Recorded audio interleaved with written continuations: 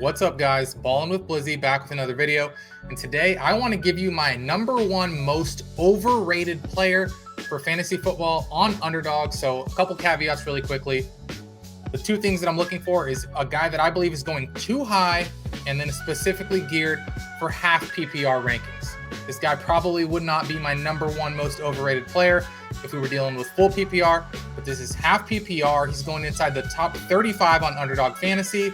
My #1 overrated fantasy player for 2025 in half PPR scoring formats is going to be Jaxon Smith-Njigba. Why JSN? Couple things here. Obviously, very talented player. You can look on the surface and say he's losing DK Metcalf. He's lost Tyler Lockett. Should be wheels up for JSN in 2025. But I want to say pump the brakes just a little bit. Remember last year, DK Metcalf, he only had 100 targets. JSN really was already the vacuum in this offense for Seattle with Geno Smith in 2024. DK Metcalf being there, I think, really helped JSN underneath a lot of those shallow targets, low ADOT targets. Metcalf was running those deep routes, those deep digs, really commanding that alpha X safety over the top. And defenses really were not too concerned about JSN in 2024. And I think that's about to change in 2025. He's going to have a target on his back. He's going to be the #1 target for opposing secondaries, pass game coordinators, defensive coordinators to game plan against. And I don't think he's going to have so much free space, free room to roam. And I don't think he's going to find the same success in 2025 that he had in 2024. Last year, he finished with 100 catches, 1,130 yards, had nearly 150 targets, but he did finish outside the top 40 in yards per route run. If you look at, filtering by guys who ran at least 250 routes in 2024. So let's go ahead and look at the Seattle Seahawks final stats from 2024 and dive in a little bit deeper. So you see here, JSN led the team in targets by a comfortable margin, 137. Like I said, 100 catches, 1,130 yards, just 6 touchdowns, but that did lead the team. DK Metcalf only had 5. Tyler Lockett obviously was a shell of himself. But you look at, he played in all 17 games. He had 100 catches. DK Metcalf isn't there. Tyler Lockett's not there. Noah Fant isn't there, but a couple key things. To me, Cooper Kupp better than Tyler Lockett was last year. Tyler Lockett fell off. He was a shell of himself. Cooper Kupp did too, but I think the Cooper Kupp bar was higher because his peak was higher. So Cooper Kupp coming in, he's going to run in a lot of those same short areas of the field. And if he has that slot role and JSN and his slender frame has to win outside, more difficult targets to get, and then playing more physical corners and not having that two-way go that you have from the slot that Cooper Kupp has mastered over the years and that JSN really did well in that role last year, having that two-way go out of the slot with Lockett and Metcalf on the outside. I think if his role changes, and it sounds like it is, he's going to play more on the outside, some Z, some X, and Cooper Kupp has more of that slot role. I think that's going to be a big difference. The other thing to keep in mind, obviously, Geno Smith is gone. Sam Darnold played well last year, melted in the playoffs as usual, but sometimes it's just a preference. And Geno preferred JSN last year. If Cooper Kupp is the preference of Sam Darnold this year and Cooper Kupp is in the slot and JSN's outside, Cooper Kupp has the two-way go, the easier, softer third corner, nickel corner, and JSN's going up against #1 corners and he's the #1 focal point of the defense. I think that's a huge thing to keep in mind. But of course, when you're talking about being overrated, we have to know where you're rated. So let's jump on over to Underdog Fantasy.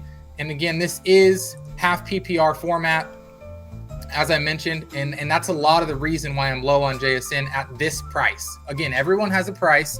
If JSN was 45th, 50th, or 50th overall, totally different conversation. But you look at JSN here, 32nd player off the board, 32.7 ADP. You got to take him ahead of guys like Omarion Hampton, who's, could be a breakout this year. A lot of people's pick to be a breakout. Matthew Berry's ride or die for 2025.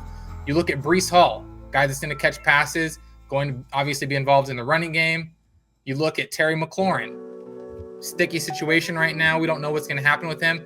But in half PPR, I like Terry McLaurin better because I think he has a higher touchdown upside. Remember JSN last year, 6 touchdowns. Terry McLaurin, a career high 13. George Kittle even.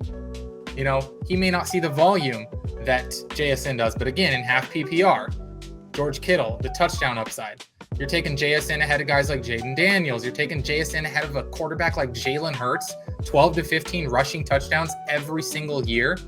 I mean, some of these guys that JSN goes in front of, I just frankly can't get behind.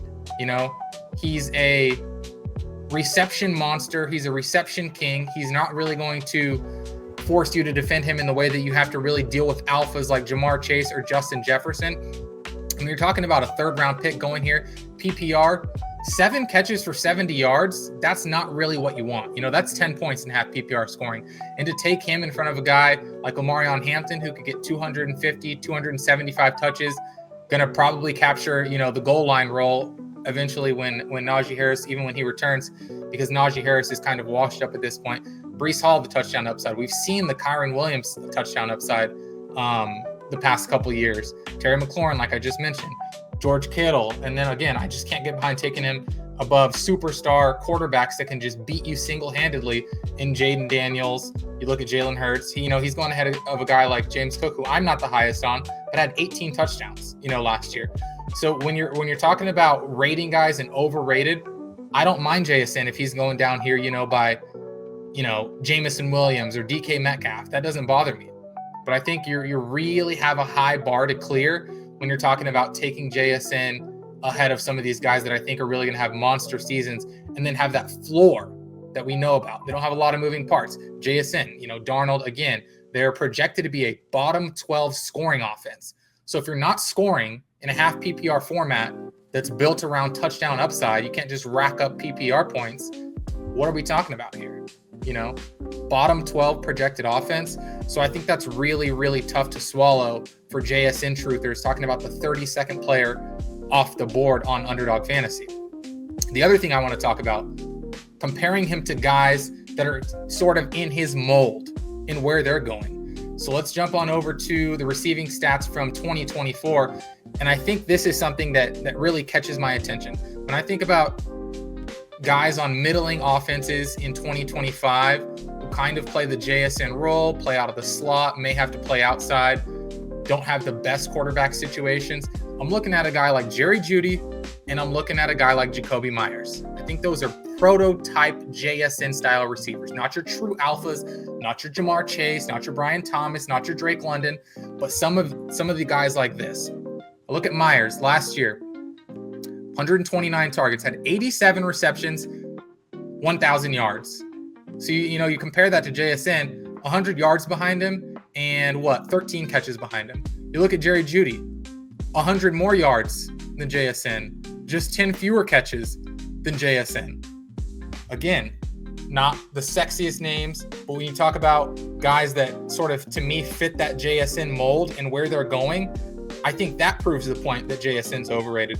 So you look at where those two guys are going on Underdog, you sort by receiver tab, Jakobi Meyers, 71st, Jerry Jeudy, 70th.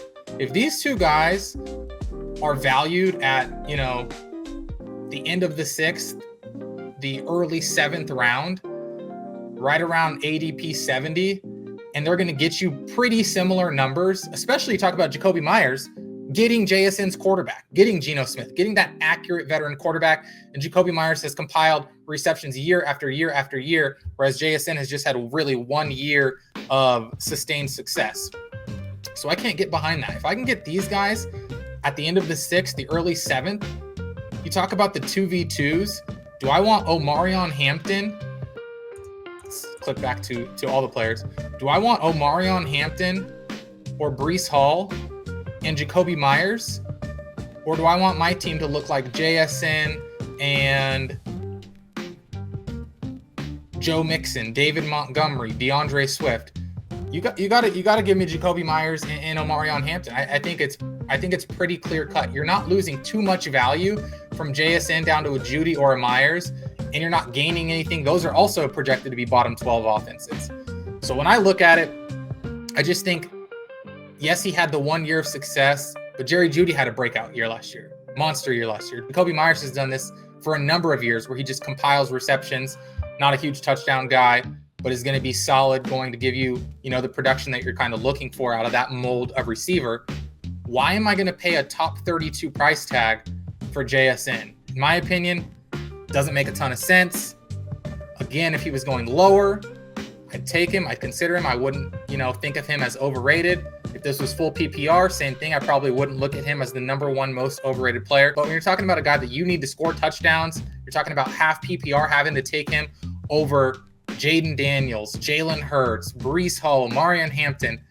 I can't get behind that. So for 2025, JSN in half-point PPR, far and away my #1 most overrated player. If he's not overrated, tell me why I'm wrong and drop your #1 most overrated player in the comments below. Talk to you guys soon.